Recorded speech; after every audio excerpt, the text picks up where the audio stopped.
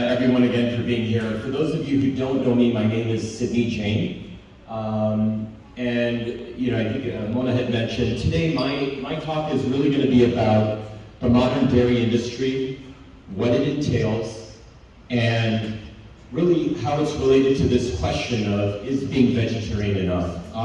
Quick background, I adopted a vegan diet a little over a year ago in May of 2022. I can't really claim to be vegan. I've adopted a vegan diet, but I do still have some leather products that were bought from years ago, leather belt, some shoes. So my goal, I'm still sort of, my journey is still in progress. And what my hope is that as the products that I have purchased sort of need to be replaced, that I replace them with non-leather and non-animal products. So everybody in this room obviously is familiar with the concept of nonviolence, ahimsa. It is fundamental in how we all lead our lives. Most of us in this room are vegetarian for the very reason that we believe that our diet should not inflict any suffering, any harm, or be the cause of death to any other animal. Vegetarian diets obviously exclude the eating of animal flesh. Many Jains, many in this room, may have actually taken that concept of nonviolence even a step further and have included certain plants that they exclude from their diet, such as root vegetables. The thought being that the amount of violence entailed in procuring a root vegetable exceeds a certain threshold, such that it should be eliminated from the diet. However, the vegetarian diet and what we think of as a traditional Jain diet still does allow for the consumption of dairy. Now, what are some common perceptions of the dairy industry that many vegetarians, many Jains, and the general public may have? And these perceptions are not accidental.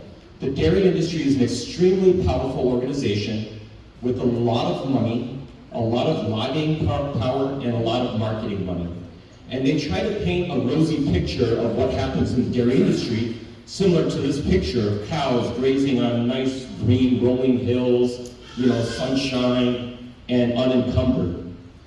As a result of this, many of us, and myself included for many years, had this perception that dairy cows are treated humanely. That the milk we get from cows is natural. That cows don't significantly suffer when providing milk because it's produced naturally, and that I'm not eating meat, I'm just drinking the milk, and therefore I'm not killing the cow. And a lot of these perceptions boil down to this perception that I myself had for many years, that I'm vegetarian, and therefore my diet is nonviolent. Well, I'm hoping, many of you are already vegan and already know this information. Some of you may have never been exposed to this, so what I'm hoping to do in the short time that I have is to talk to you and introduce the concept of what is actually happening in the dairy industry. Now, I can't cover everything, so I'll do my best to at least cover the most important topics. So, the truth in the dairy industry is that dairy cows are subjected to severe cruelty, and a lot of that is due to the advent of factory farming, the mass production of milk, where cows are essentially just a commodity and not a living life. That cows are forced to produce milk in very unnatural and very cruel ways. That the consumption of dairy, I'm hoping to show you, and Chitra Banuji had mentioned it in the video, directly leads to the killing of dairy cows and their baby cows. And that, in short, the consumption of dairy is indeed violent. So let's sort of begin. Cows do not continuously produce milk throughout their lives. They do produce milk naturally if we left them alone, without human intervention. However, they do not continuously produce milk. They are not born as milk machines. Why does a cow produce milk? Any guesses? Why does a cow produce milk? For the babies. Not for us. Humans are the only species that drink the milk of another animal. That itself should raise a red flag that this is not natural. A mother produces a cow for its baby, for its calf, no different than a human mother producing milk for her child. For a female cow to produce milk, just like in humans, it must be pregnant first. As a result of factory farming, what ends up happening is these cows are confined, they're artificially impregnated. This violation occurs at least once a year. The cow then goes through this pregnancy, gives birth to its calf, and within a few hours to maybe a day or two of giving birth to that calf, as we've heard in Mona's talk and in Chitrabanuji's lecture, in a video, these calves are separated. And Chitrabanuji had mentioned in his video, and many other witnesses have certainly described this perception of suffering that they see the mother cow go through when that calf is taken away. Descriptions of the mother cow pacing back and forth in its small stall, moaning and bellowing for days after that calf is taken away. And if that mother cow is not confined to a small space, many times you will see the mother cow chasing after the calf as it's being hauled away. The picture on the bottom right is actually a screenshot from a video that you can find readily online. And it shows this SUV with a trailer and baby calves in it kind of going down the road, and the mother cow is running after it. Now, that suffering and that separation of a calf from its mother doesn't just affect the mother, it affects the baby calf as well. Now, that's a little harder for us to perceive because it's a baby, but a study was done in 2014 and published that actually showed that there were measurable changes in behaviors and in the physiology of a baby calf when separated from the mother at different points after birth. And what it actually showed was distress-related behavioral changes, such as difference in the way the calves would vocalize, but even the physiological change. There'd be an increase in cortisol and noradrenaline levels, which are stress hormones that are released by the body when they're stressed. And the levels in calves that were separated were higher than those in a control group where the calves were not separated. Now let's get back to the mother. After that calf is separated, the mother unfortunately is then confined to a very small space and is milked aggressively for months. Now usually that cycle happens for about 10 to 12 months. They're made to stand for many hours on hard concrete floors. Now, you can imagine in human beings, and we may all know, perhaps somebody in our family or somebody older that's more kind of bedridden, where they can't really move around much. And when you lay in one spot for a very long time, there's a tendency to develop what we call decubitus ulcers or pressure ulcerations. And the same things happen to cows. When you make a cow stand in an unnatural way on a hard concrete floor for hours and hours and hours at a time, they develop ulcers. So the picture here on the bottom left is the bottom of a cow's foot. It's the hoof.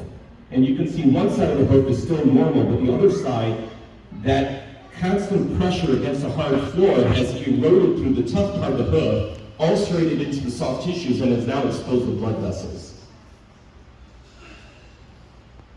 Now, one of the perceptions that I talked about early on was that, well, cows produce milk naturally. Well, they do. Again, when you leave them alone and without human intervention. When left alone, if a mother cow gives birth to its calf, in a period of about 10 months to a year after that pregnancy, after giving birth, it would produce about 264 gallons of milk for that calf. And again, to make that calf go from 40, 50 pounds to 500 to 700 pounds. But because the problem is that's not profitable. Right? A dairy farmer producing only 264 gallons of milk per cow would be out of business in a day. With the advent of factory farming, the average dairy cow is forced to produce 10 times the amount of milk that it would normally produce if it were left alone. Now, some dairy farms are even more aggressive, more cruel, and get their cows to produce up to 20 times the amount of milk that would normally be produced if you left that cow alone in nature. After 10 to 12 months, the amount of milk production from that cow starts to decrease and eventually ceases, and then the cycle is repeated. The cow is again violated, artificially impregnated, made to suffer through separation of another one of its baby calves, confined to a small space, and then aggressively milked. So because of these very aggressive milking practices, cows are made to suffer through a variety of different diseases. And we talked about one of them, pressure ulcers on the bottom of their feet, because they're made to stand on these very hard concrete floors for hours at a time. But the most common disease by far and away that dairy cows suffer through is something called mastitis. Mastitis essentially is the infection of milk glands and the udders of the dairy cow. When it occurs, the udders become red, they become hard and exquisitely painful simply to the touch, let alone what happens when they're aggressively milked. Now this is obviously horrible for the cow. But another consideration is that mastitis is an infection. Infections produce pus, and that pus enters the milk supply. Now mastitis is not one cow in 100. Mastitis is extremely prevalent, it's an epidemic, and the dairy industry just cannot control it. Some statistics say anywhere between 1 in 4 to 1 in 6 cows are infected with mastitis. Now, the dairy industry and the regulatory bodies can measure the level of pus that's in the American milk supply or any milk supply by measuring what's called the somatic cell count. Somatic cell is just a fancy word for a body cell, somatic meaning body. Now, in milk from cows that don't have an infection, or even from a mother, a human mother without an infection, you're going to have a certain number of normal somatic cells that are in that milk, and that's normal. So you'll have a baseline somatic cell count that's normal. Well, what is pus? Pus essentially is a concentration of inflammatory cells that your body produces to fight off bacteria. The main component of pus is neutrophils, which shows up on the somatic cell count. The dairy industry's own National Mastitis Council actually states that the somatic cell counts reflect the level of infection in that count. So, because the dairy industry cannot get a handle on this epidemic, now whether in this country or any other country, India included, they lobby the regulatory bodies and demand that their milk be allowed to have the high, in the United States, they've actually lobbied the regulatory bodies, where the regulatory bodies allow the American milk supply to have the highest somatic cell count of any other country in the world. So essentially what the dairy industry is telling us is that we cannot control mastitis. We know that there's pus in milk. Please allow us to sell this milk and allow the American consumers to drink the pus in the milk at the highest concentration than anywhere else in the world. Now, how much pus are we talking about? Dr. Michael Greger has a website that I would encourage everybody to go visit. It's nutritionfacts.org. It's a phenomenal website to get a whole host of information. Most of it is health related and backed by evidence-based data. And he's done the math for us. It's a long slide. I'll let you guys take pictures or read it on your own time. But essentially, the way to tell how much pus is coming in the milk is you know what the baseline level of the normal somatic cell count would be in a non-mastitic milk supply. So if you took a single cow without mastitis and you measured their somatic cell count in that milk, you get about 200,000 cells per milliliter. But the American milk supply does not come from one cow. A single dairy farm has hundreds, if not thousands of cows that all the milk is fed into a single big tank.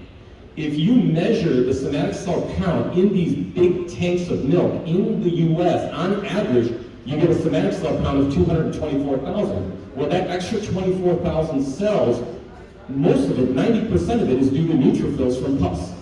And when you further do the math, you figure out that an 8-ounce glass of milk has about 1 drop of pus. If you have a taller glass of milk, it's maybe 2 or 3 drops of pus.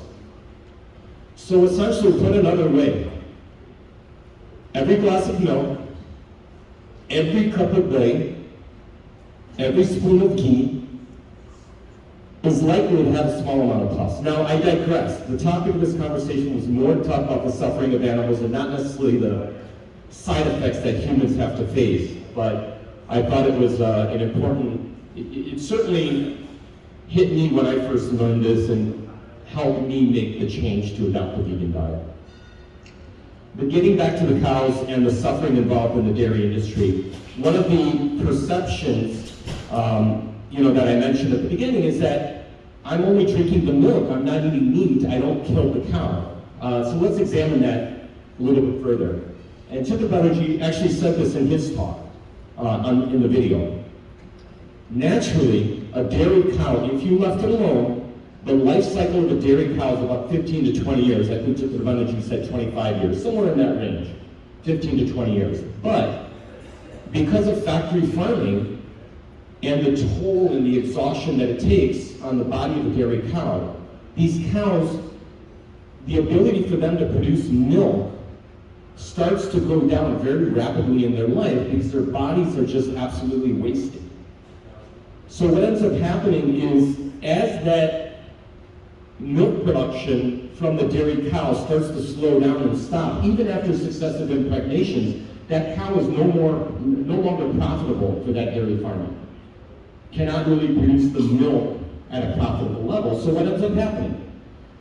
Well, the dairy farmer sees value in that cow not anymore for milk production, but rather for beef production. So these dairy cows, on average, are slaughtered at about 6 years of life in order for their bodies to be sold for beef. Now, the beef that's produced from these dairy cows are considered lower quality meat because physically these cows have been just tortured for 6 years. And so usually the meat that's sold is kind of what's considered cheap meat, shows up in fast food restaurants, usually ground beef, hot dogs, hamburgers, things like that. But take a step back. In nature, a cow would live to be about 15 to 20 years. But because of the consumption of dairy, they're only allowed to live till 6 years. So it certainly goes against this perception of, I'm only drinking the milk, I'm not eating meat, I don't kill the cow. Very hard to reconcile that perception with these facts. Now, how much of an impact does the dairy industry have on beef supply or beef production? So this journal article in the Journal of Animal Science published in 2021 actually cited this, I thought, shocking information, at least for me. It's the first time I'd seen it. That in the United States, this data is from 2019, 21% of all the beef production in this country came from the dairy industry. Again, very difficult to reconcile this perception of, I'm only drinking milk, I'm not killing the cow, with this fact. Well, I often, ever since I sort of made the switch, friends of mine, we sort of debate, and they said, well, what about organic milk? From grass-fed cows, from sustainable farms. Well, what about them? Well, yeah, there may be an argument made that these cows, at least for the first 6, 7, years of their lives, may not undergo the same level of torture as cows in factory farms. Even that's debatable, but let's get into that argument that maybe they're not made to torture as much as those in factory farms. However, the end result is the same.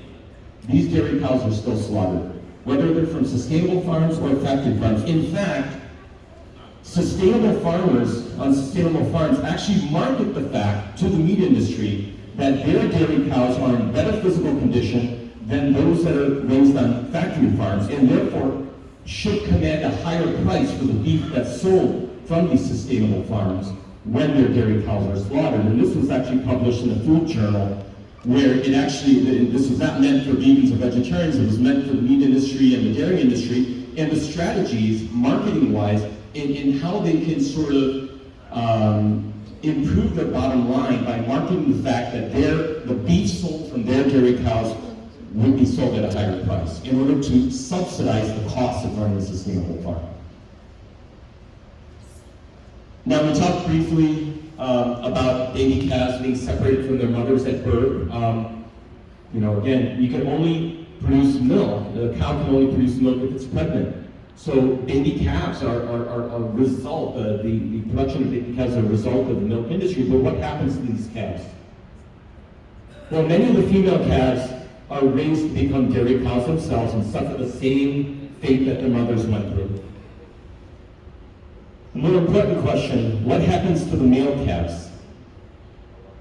Well, unfortunately, male calves are essentially considered a waste product of the dairy industry. They have no value to a dairy farmer. They're an undesirable byproduct of milk consumption. Because they have no value to a dairy farmer, they suffer one of three fates. One fate is that they're sold off for beef production. Now, this is not the same beef production as cows that are raised for beef. Those cows are genetically engineered and bred differently, they're raised differently. These are male calves from dairy cows, and the meat industry and the consumer who consumes meat, it's considered cheap meat. And so because the meat from male baby calves, when they grow, are considered cheap, it's not profitable to keep them alive for very long. So when these male calves are sold off for beef, they are fed very aggressively, the goal being for them to gain as much weight as possible in as short a period of time. And usually within the first 2 years of life, they're then slaughtered for beef. That's the first possible fate of these male dairy calves. Now, what's a more profitable fate for the farmer is that they can sell these male calves to the veal industry. For those of you who are not aware, veal is essentially the meat from a baby calf, usually slaughtered anywhere between about 8 weeks to 18 to 20 weeks of their life. Now, when veal is sold and when the consumer who wants to consume veal, what they're looking for is a very tender meat. So because of this, in the first 8 to 20 weeks of their life, these baby calves are put into what's called veal crates. It's actually called a veal crate. In these crates, it's very intentional that these cows, these baby calves are not allowed to move very much, because the more they move, the stronger their muscle gets. And the stronger the muscle, the less tender the meat. The link between the veal industry and the dairy industry is absolutely undeniable. Even the U.S. Department of Agriculture puts out a statement saying that male dairy calves have little or no value. They go on to basically say that, the dairy industry and the birth of these male calves is essentially what feeds the veal industry. So the third fate, so we talked about beef production, veal industry. Well, there's a third option that these dairy farmers have to deal with these male baby calves. In some countries and in some U.S. states, the cruelty of the veal industry has kind of hit some chords with certain people, and they've actually banned the use of veal crates. Well, now, the dairy farmer does not have this profitable option to send the baby calves to. So they have a dilemma. What do they do with these male baby calves? Well, the third option is they're shot at birth. This survey that was done and available on that website that I have cited down below showed that in the United Kingdom, in a single year, 16,000 male baby calves were shot at birth, and in Australia, 10 times that number. 600,000 were killed within the first week of life because there was no other solution. The practice also occurs in the United States. I just couldn't find the statistic as to how prevalent it is. So let's take a step back, talk about a lot of detail as to what happens. I didn't talk about everything. There's a lot more to look at. But let's talk about levels of suffering. And I don't want to take anything away from cows that are raised for beef. It is obviously a very cruel industry. These cows suffer quite a great deal before they're slaughtered. And it is the reason why most of us in this room are at least vegetarian. But in my own journey to adopting a vegan diet, this kind of thought process was going on for a few years. I often thought to myself, well, I learned about all this cruelty that's been happening in the dairy industry. Is it possible that the dairy cow actually suffers more than the cow that's raised for beef?